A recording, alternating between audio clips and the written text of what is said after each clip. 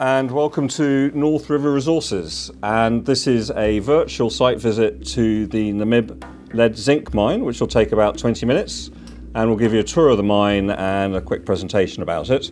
My name is Martin French and I'm the Managing Director of North River Resources. And I'm Dominic Claridge, the Project Manager for Namib. So here we are approaching the mine. The asset was bought by Kalahari Minerals in 2007.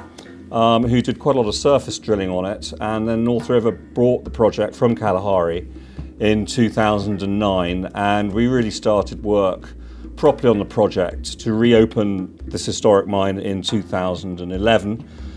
Just coming up there on the left past our signage is the airstrip for the project.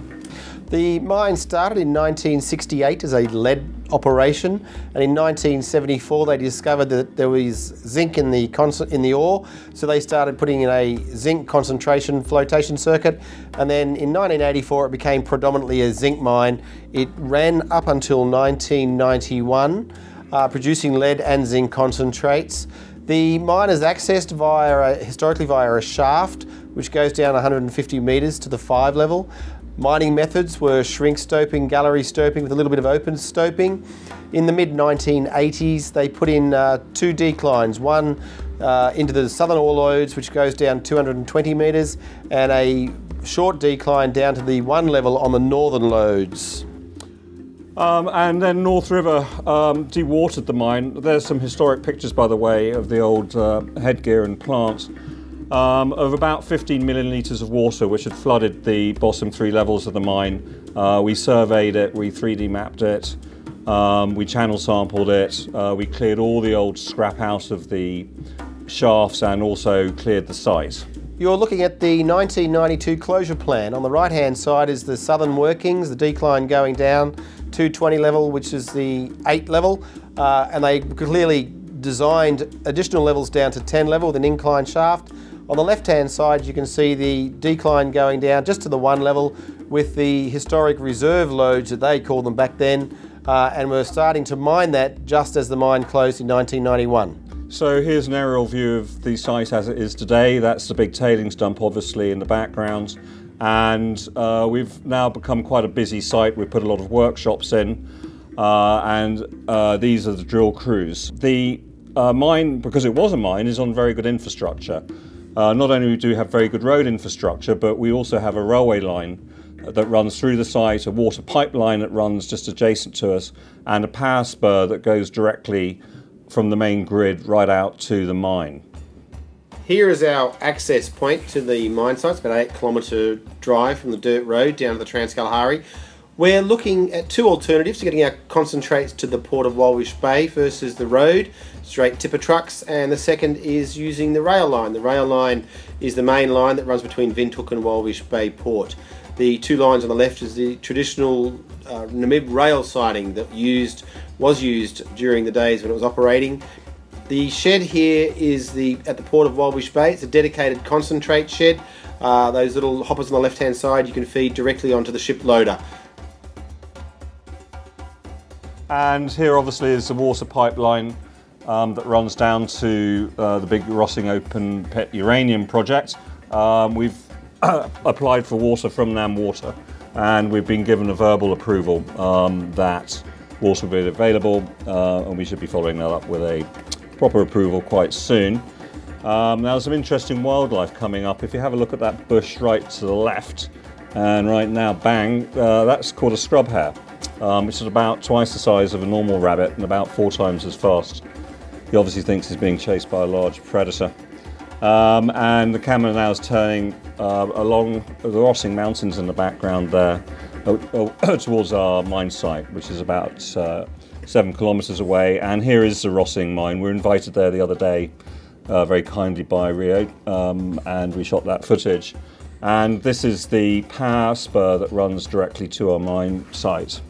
You can see in the background the old tailings dams heaped up, and in the front of that is the new tailings dam that was built in 1995-96 for the tailings reprocessing. There's a couple of water catchment dams.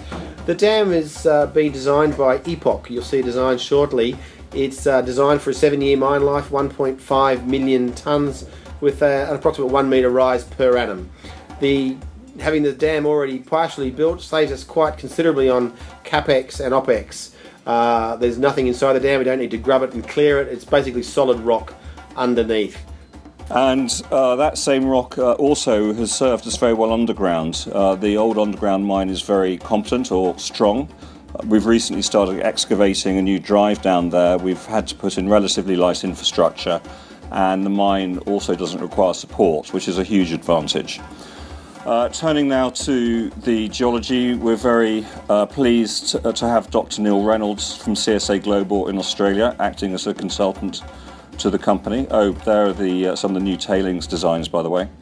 Neil has studied lead zinc ore deposits all over the world, and he recently spent a week with us on site at Namib.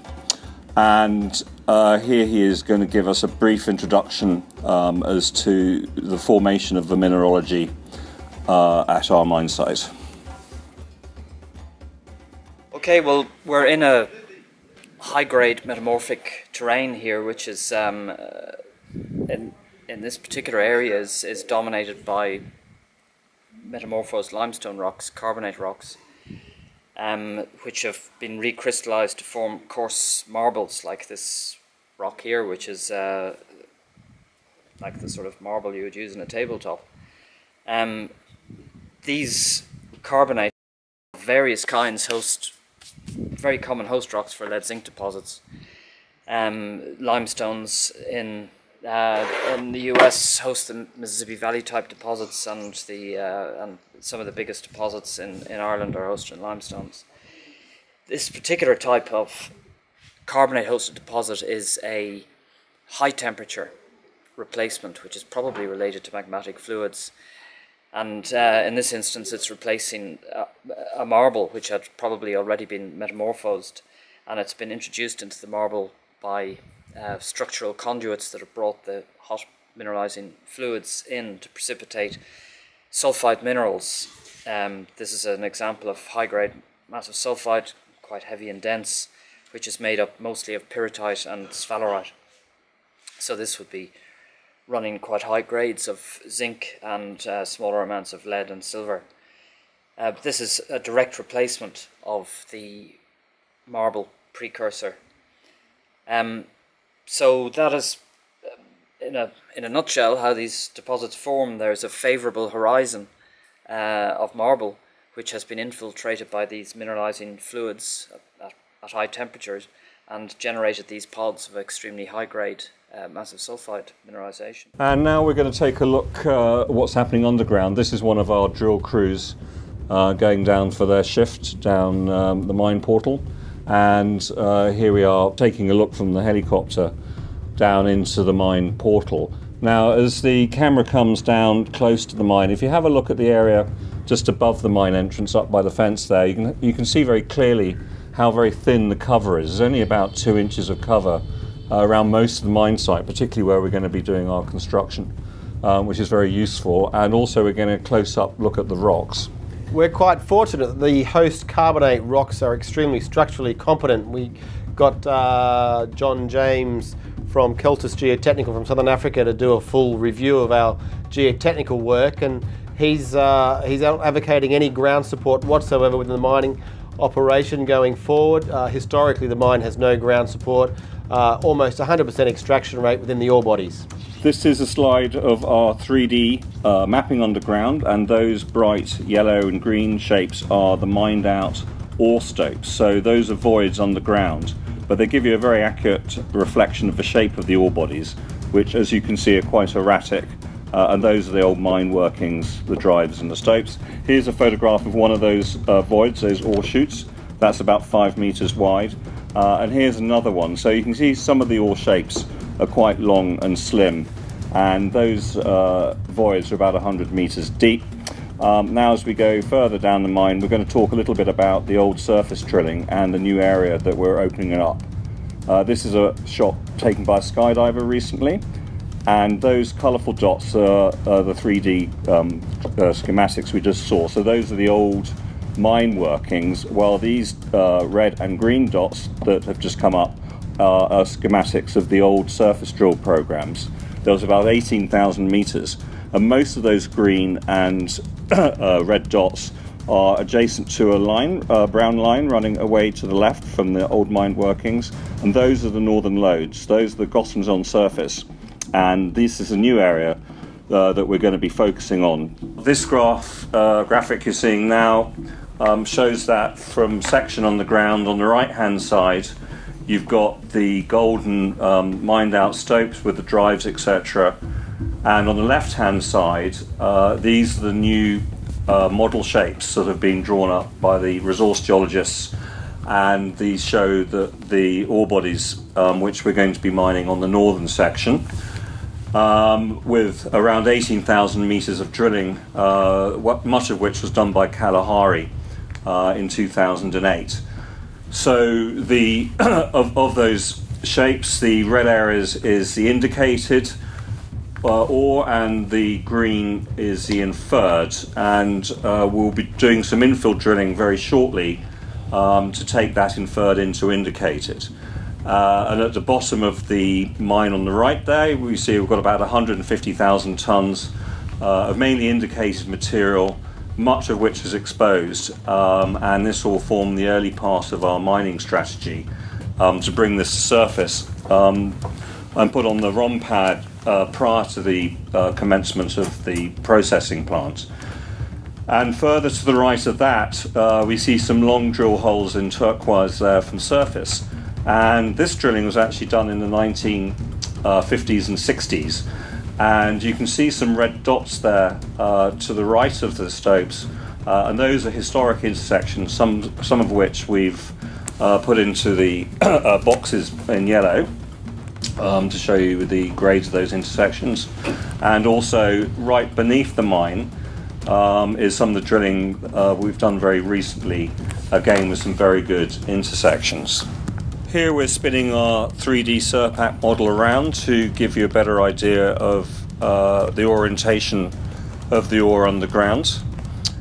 And in order to start to verify deep ore underneath this structure, we embarked on a downhole electromagnetic survey last summer, which came up with some very good results. There you can see the rectangles drawn on of the plates by Southern Geoscience, who did the interpretation for us, and some of their responses were extremely good. We drilled 3 deep holes, and we opened up 3 existing historic holes in order to drop the probe down underneath the mine, and as a consequence we've embarked on a new drill program to prove up resources and reserves deep under the mine, which you can see there on the right, and also on the left we have commenced a tunnel, which is a 300-meter tunnel under the northern lodes, and you can see from the drill design that we'll be drilling down underneath the northern lodes to prove up deeper ore under those, and also to drill upwards as part of our infill drilling program. And in line with that, there's also an old drive about 20 meters below surface at north, and you can see some of the drill designs there, again to do some infill drilling into those northern lodes. And finally, here's another graphic of the drill design at the bottom of the historic mine at south, and those in grey are the declines and drives from the historic mine. Which, as you can see, we're just driving down now to that area you just saw to have a look at the drill program in action. As you can see, the guys behind me are starting to bring out some core from some drilling they've just been doing. This is from our Kempe drill. We decided to buy our own underground drill called a Kempe, which means we can continuously drill come what may. And we've trained our own guys who've been working for us for some years to retrain them as drillers, which is going very well. And this particular drill has been coming out with some fantastic results. It's doing some shallow holes. Right now we're at 8 level, 220 meters below surface. And what we found when we dewatered the mine, and about the bottom 3 levels of the mine were filled with water, is we washed it out. We took what are called channel samples from the walls, and they're very large exposed areas of ore down here under the mine where the old miners 22 years ago were mining ahead. So there's nothing wrong with the mine itself. And some of these ore bodies are quite spectacular, grading up to 20%. And we've been following these ore bodies down with this drill. The ore bodies are quite erratic, so really the only way to find them is by doing shallow drilling and figuring out where they move, so that we can then bring in the bigger Atlas drill round the corner to start drilling the deeper holes onto that.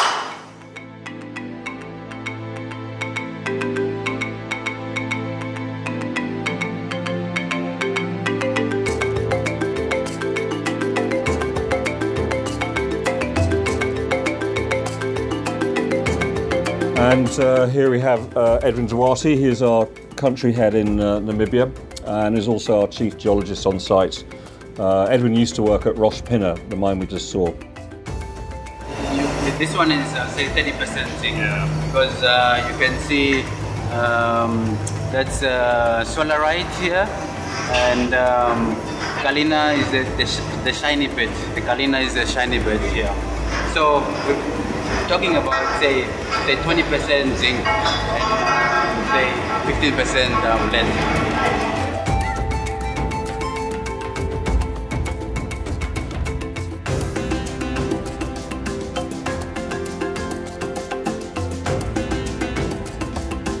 And as we mentioned previously, we're going to drive, or we've actually just commenced driving a tunnel underneath the northern lodes, where we're going to be drilling up into the lodes, some infill drilling, and then some infill and exploratory drilling from beneath the lodes. And this tunnel, which we can see is being constructed here, will also be used not only as an exploration drive, but when the mine is open, it will be used as one of the working drives for the mine.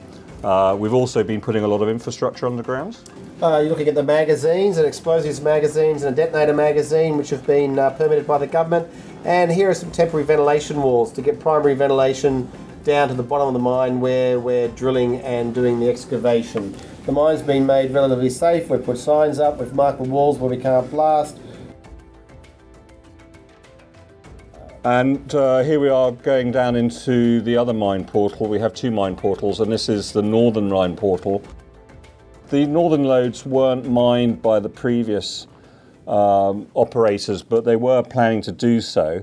And this mine decline is relatively short, it's 150 metres, whereas the southern decline, which we were looking at earlier, is 1.5 kilometres.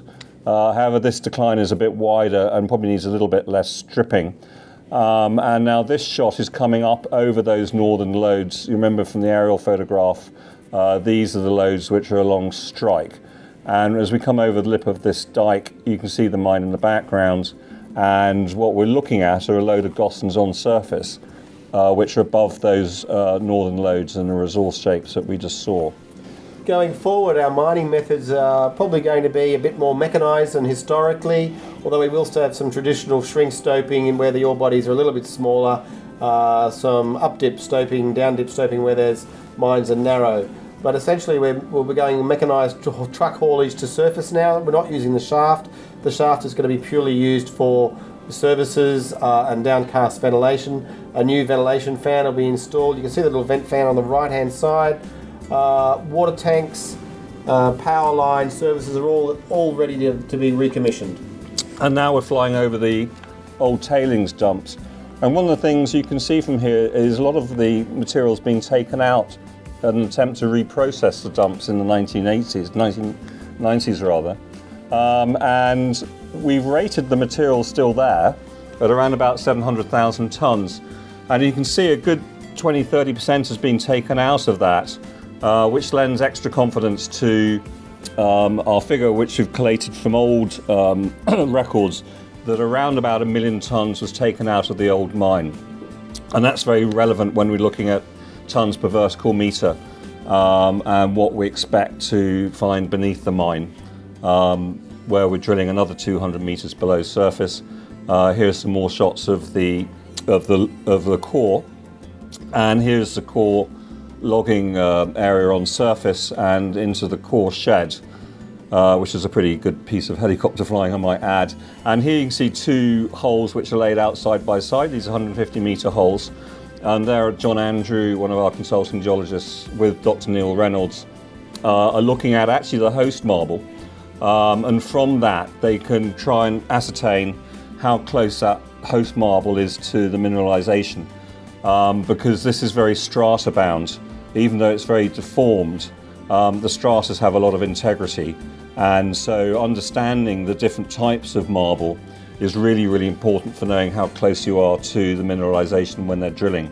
And this is what we're after. This is a 23-metre intersection which we had quite recently. It's quite high grade, it's around about 15%, and this came from under the floor of the old mine. And this gives us a lot of confidence that the ore bodies are continuing down en masse and with very good grades, at least as high as the head grades they previously found. And now we're looking at another aerial shot where we've drawn on our EPL and within that the mining license area. And superimposed on that are near mine targets that we've identified from a helicopter VTEM electromagnetic survey we flew in 2012, and that's obviously the results of the survey. And there, those numbered areas are ones which Dr. Reynolds has identified as near mine targets. And now we're moving out from the mine out into the exploration areas. It's anticipated that we're going to find numerous other gossans, historical work by ISCOR Corporation, identified well over 100. There's our new exploration license, the Blue Line, and there's hundreds literally of gossans outcropping on surface with potential mineralised ore bodies lying beneath. A lot of those were identified in the VTEM survey, but a lot of them are also structurally defined and haven't been shown up on the VTEM survey. Yeah, and so we're now in the process of drawing up an advanced mining exploration plan, I should say. This gossan is called Gossan 97, and there actually is Dominic to give it a bit of scale. And you can say the size of these gossans are not dissimilar to those northern gossans that we were flying over recently, which produced obviously some pretty good results from the drilling. Now we're looking at the area where we're planning to build the plants, and as you can see, a lot of it's being cleared. The process plant design is quite simple. The ore is non-abrasive and very soft.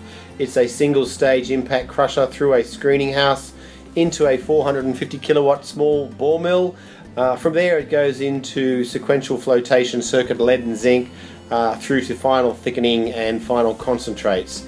The process plant is very simplistic, off-the-shelf equipment, very quick and cheap to build.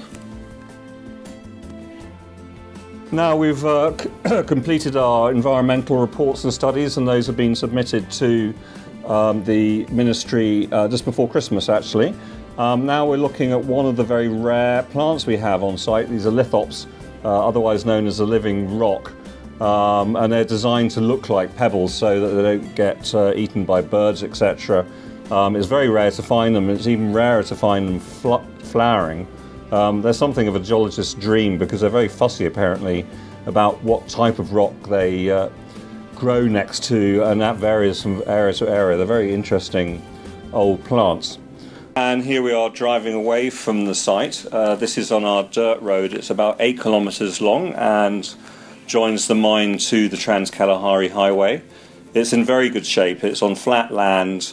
We've driven at 60 to 70 kilometres an hour along here. We're going to do some grading work to take our trucks, but again, it's another asset we have that's in very good shape. And that concludes our visit to the Namib lead zinc silver mine.